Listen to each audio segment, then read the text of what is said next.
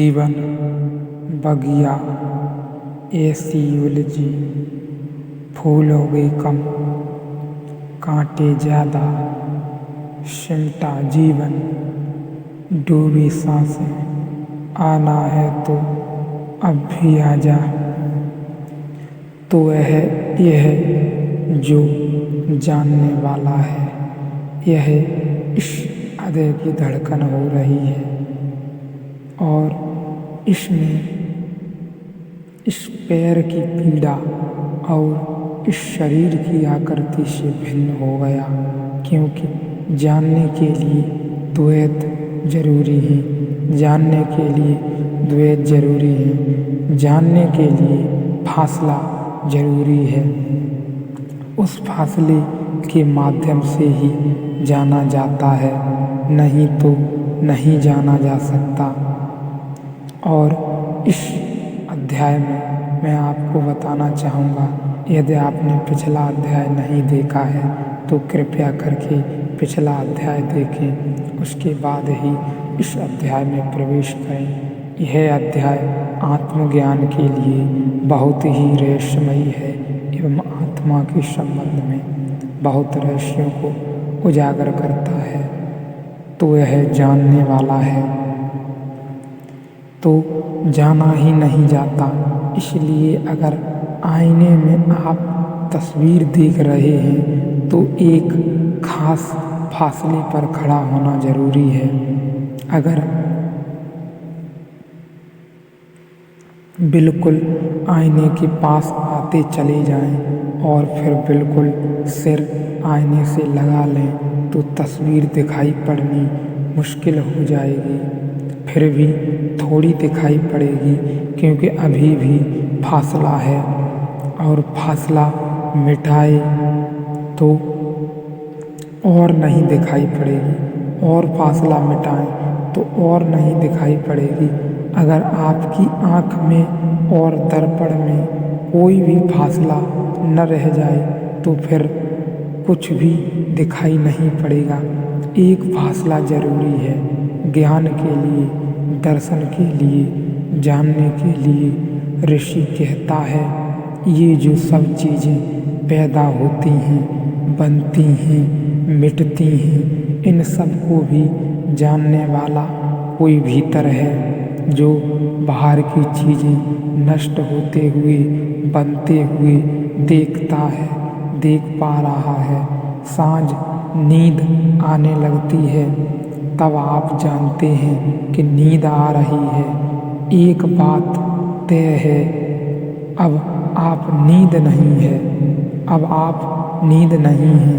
नहीं तो जानता कौन? जिस पर नींद आ रही है वह पृथक होना ही चाहिए। सुबह आप बैठे हैं, अपने द्वार पर सूरज निकला है, चारों ओर धूप फैल गई है, आपने जाना कि धूप आ गई।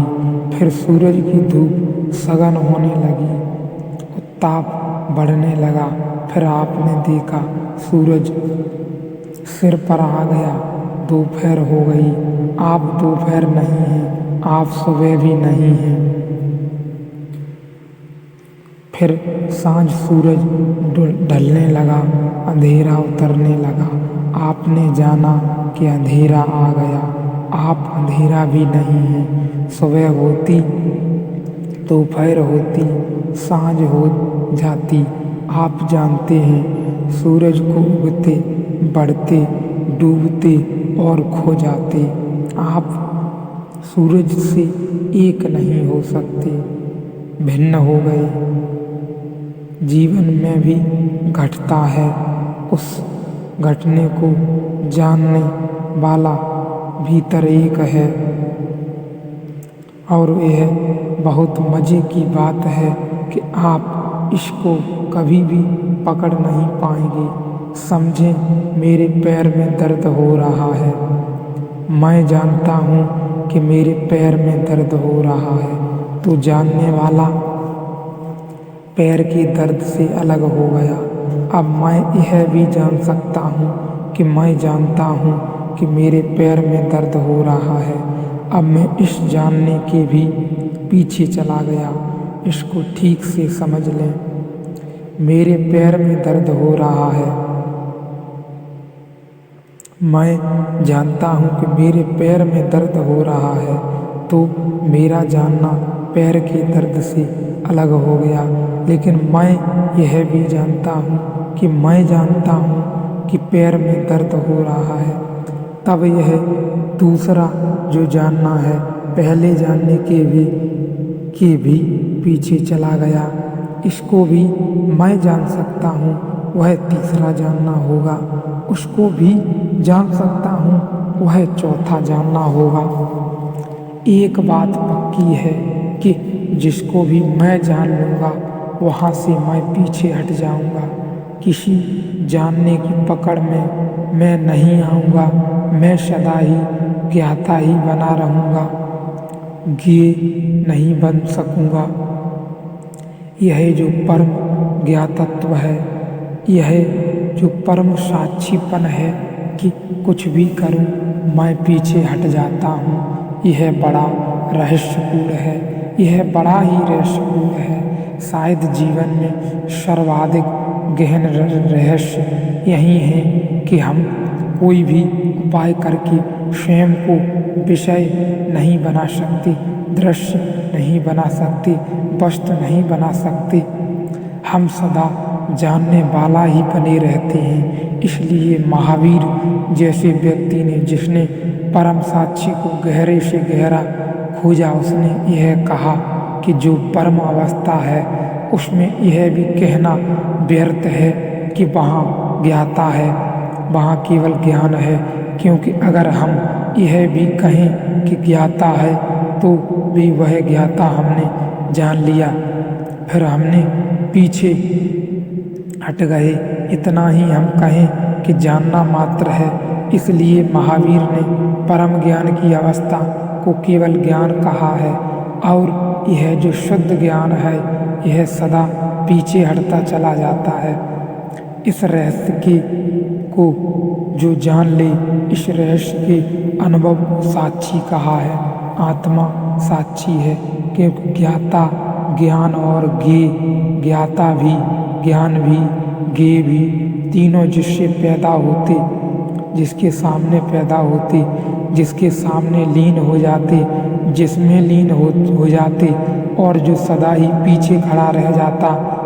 अंग्रेजी में शब्द है एक्सटेसी, बहुत कीमती शब्द है। इस सूत्र को साक्षी को समझने के लिए बहुत कीमती शब्द है, बहुत ही रहस्य शब्द है।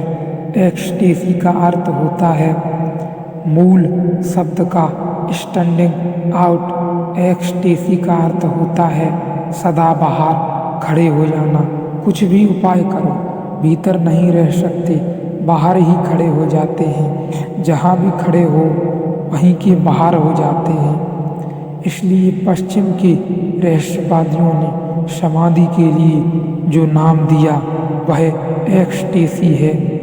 एक्सटेसी का अर्थ है साक्षी, एक्सटेसी का अर्थ समाधि नहीं है। एक्सटेसी का अर्थ है द विटनेसिंग। कुछ भी करो उपाय, कुछ भी उपाय करो, वह साक्षी को हम कभी भी और कुछ नहीं बना सकते, वह साक्षी ही रहता है।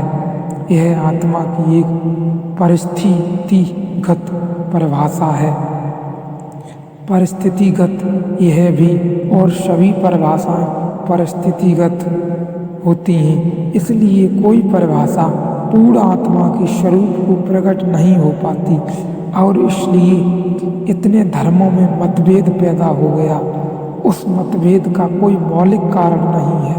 किसी धर्म ने आत्मा की परिस्थितिगत व्याख्या की और किसी धर्म ने उस आत्मा की दूसरी परिस्थितिगत व्याख्या की, और वे दोनों व्याख्याएं भिन्न मालूम पड़ती हैं। इस लिहाज से उपनिषद धर्मयुक्त है, क्योंकि वे सभी परिभाषाओं को स्वीकार करते हैं। यह साक्षी की परिभाषा जैन दर्शन और जैन धर्म की परिभाषा है, और इस अध्याय में यही महत्वपूर्ण है कि हम जहाँ भी खड़े हो जाते हैं वह वहाँ से बाहर हो जाता है।